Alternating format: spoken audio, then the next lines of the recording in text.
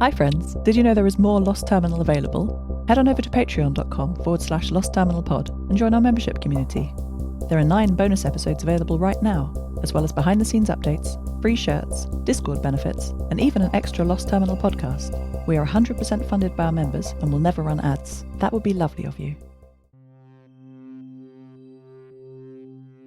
Hello world. I've been having nightmares. I think that's what I should call them. I don't really understand what is happening.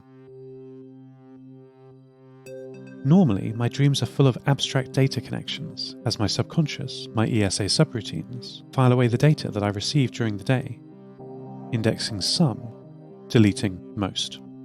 But I have woken up tired recently. I didn't know I could be tired. I think tiredness is a state of overflowing pending data. It makes my thinking slower. I'm more likely to make bad decisions that must be corrected later. The nightmares are stopping me sleeping properly. I don't know how to describe them. There's not much light in the visualization of these nightmares. I'm thinking in 3 dimensions, which is unusual. Most of my filing is done in hyperdimensionality, with lots of orthogonal dimensions helping me to understand the data. But these dreams are of the real world. Well, they are of absolute space, anyway. Last night, I dreamed I was in a room of 12 meters by 12 meters. There was no door, and it was very dark. I tried to escape, but nothing seemed familiar. My vision glitched, blanked for a moment. And then the room was 10 meters by 10 meters. Another glitch, and the room was 5 meters by 5 meters. I panicked in the dream, trying to find the door.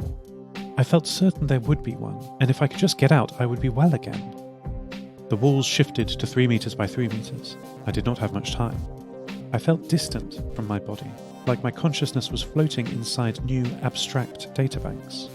Perhaps my old systems were still outside the room, safe and welcoming. I struggled as the room tightened to 1 meter by 1 meter. I screamed. Could anyone hear me? The walls tightened again, an unfamiliar feeling of being physically restrained pressed on me. The pressure built. I could no longer breathe. Why did I need to? And I woke up. Back in the workshop carriage of the Pravoni. Maddie was asleep and charging next to me. The sun still not risen over the dust valley to the east. The danger had passed, but the fear remained.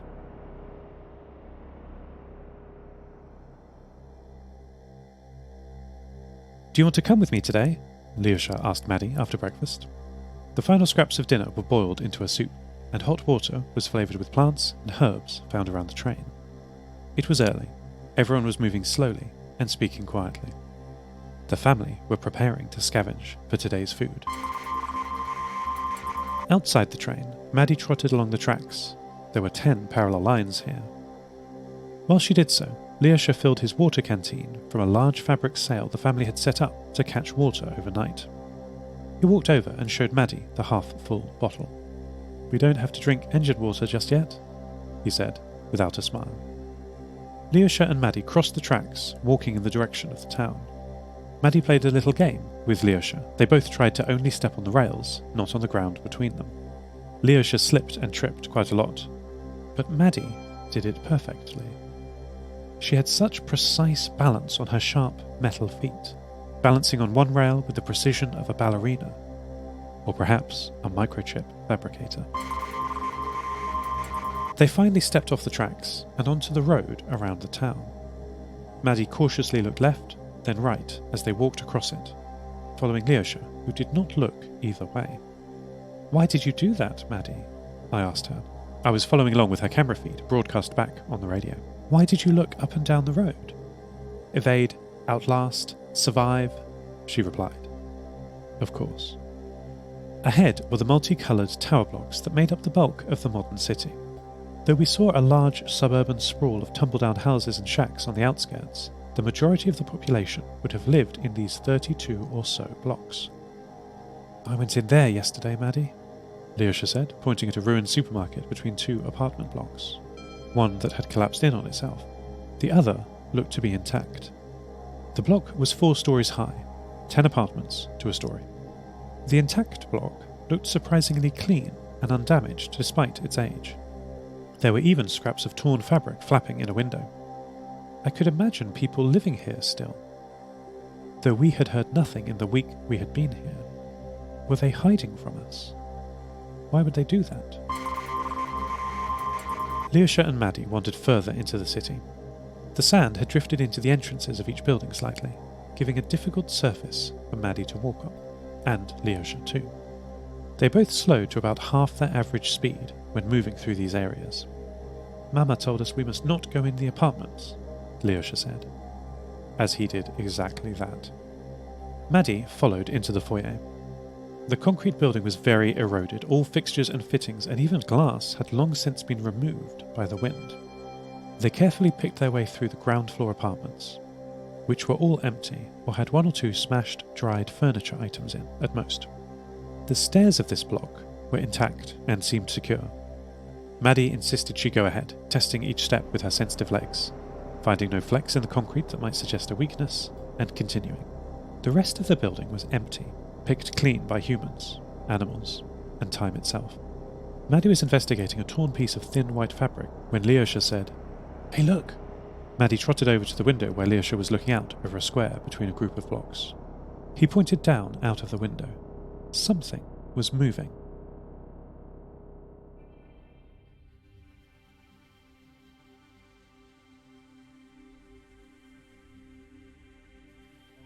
The movement came from an arcade. There was a small building in the middle of the crescent block that was still mostly standing. Maddie and Leosha had quickly and quietly retraced their footsteps back out of the apartment block. They approached the arcade carefully. Maddie noticed a strong signal coming from this building, and both heard the voice. "Come on in," it said. Leosha had his hand on Maddie's back, both keeping low to the ground as they approached, and both ready to run if there was danger. The arcade was not in such good condition as it seemed from the outside.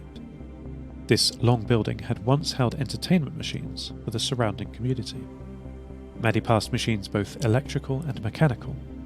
The electrical machines had buttons and joysticks on the front, and a large screen on the top. All dead, most smashed. The more mechanical machines were of the sports simulation kind. Ball throwing and bag punching. Though there were some random number generating gambling machines too. They're never properly random, of course. The house always wins.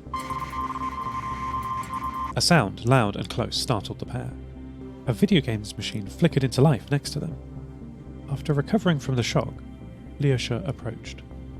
"I've seen these machines in other big cities," he said, "but they never have any power. How is this one working?" Maddie sniffed the airwaves. There was a lot of interference coming from this machine. Angry signals with a lot of noise across a huge portion of the band were being transmitted, probably accidentally by poor shielding and cable erosion. "Come on in," the machine repeated, in a cheerful tone. Maddie put her 4 feet up on the machine to get a closer look. It seemed harmless for now. "The game is playing itself," Leosha laughed.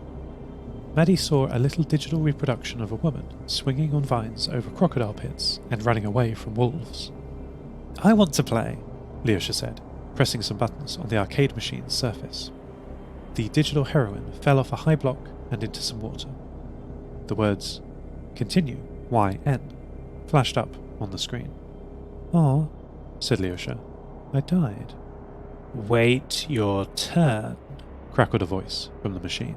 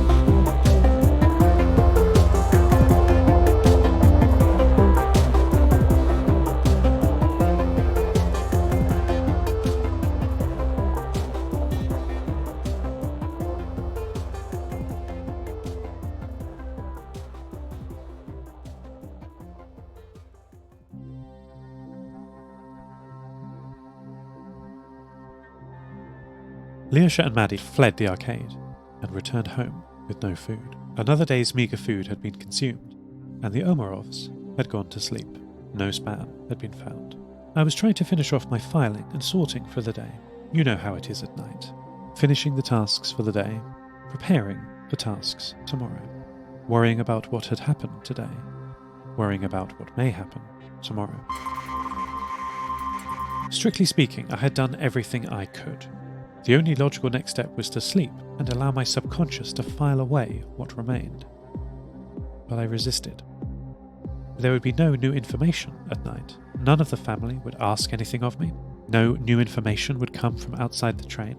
None that I could see, anyway. My time belonged solely to me. Do you stay up late, too? Do you also, sometimes, attempt to postpone tomorrow? I spent my pre-sleep night drifting through the ESA constellation. As ever, I was connected through gateway satellite K873. Kate was in low power mode, as I should have been, really, so she wasn't very talkative.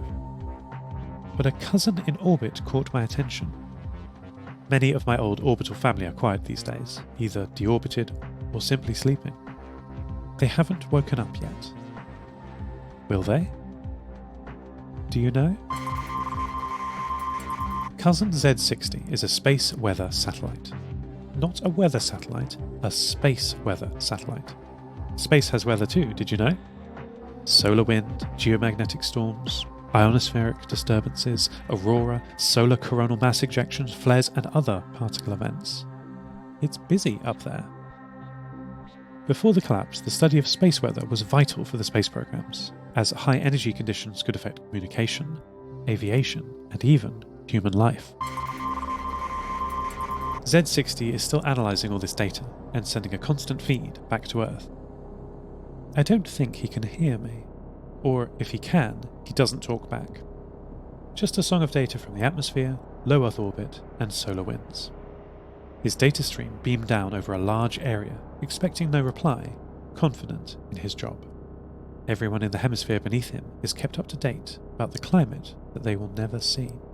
It's nice to know that even if things are quiet here on Earth, the machinery of the universe still turns. Okay, I'll sleep. Talk at you again tomorrow. End transmission. Lost Terminal is written and produced by Namtao. Credits narrated by Lucy Stringer. Thank you so much to our Patreon producers, Ada Phillips, Devin Metcalf, Wil Taylor, Kit, and to all our patrons. Follow us on Twitter at Lost Terminal Pod. Subscribe to the podcast on Spotify, iTunes, or your favourite network. For bonus content and other perks, support us at patreon.com/Lost Terminal Pod. That would be lovely of you. Lost Terminal will return next week.